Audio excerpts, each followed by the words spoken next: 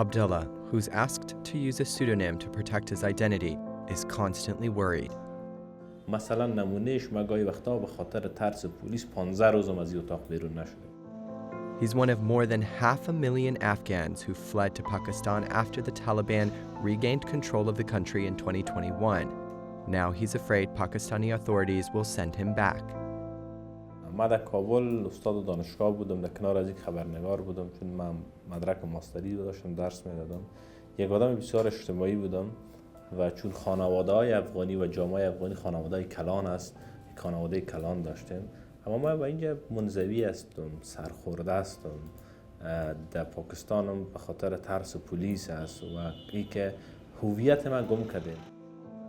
Abdullah says he left Afghanistan on the advice of U.S. officials and the non-governmental organization Reporters Without Borders.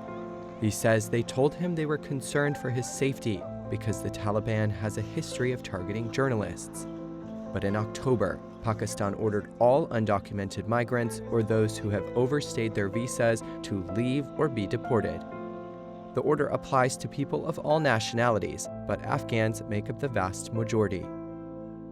So far, more than 345,000 Afghans have returned to their home country, either voluntarily or by force.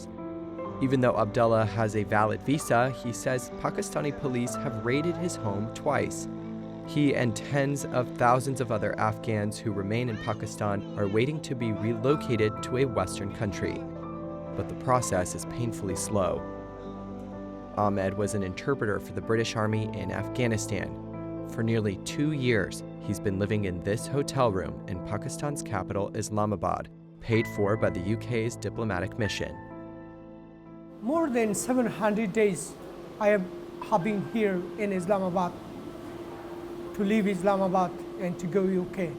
But unfortunately, I don't know the reason why the UK government doing injustice with me. Why I have been stuck here. I need a life, I need education, and I want to build my new home.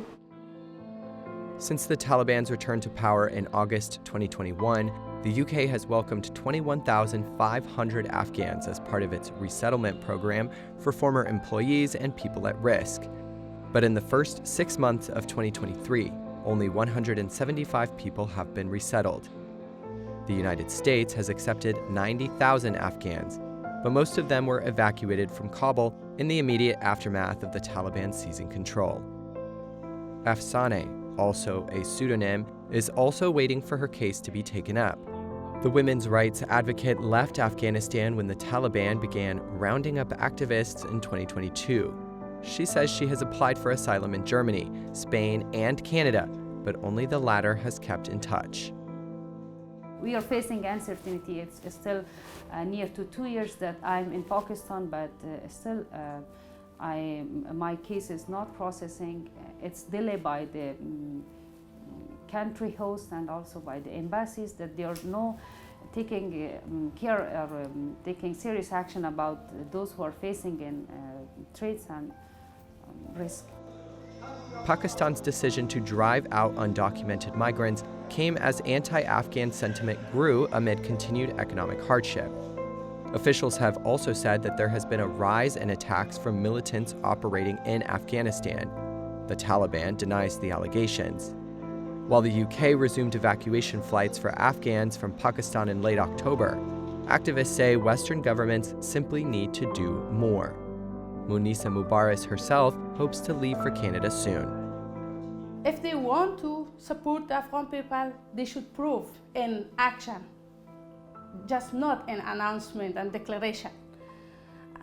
And on the part of refugees, they should implement their commitment and their plan and their promise with those Afghan refugees. They are waiting in the different countries for to resettle to a Western country.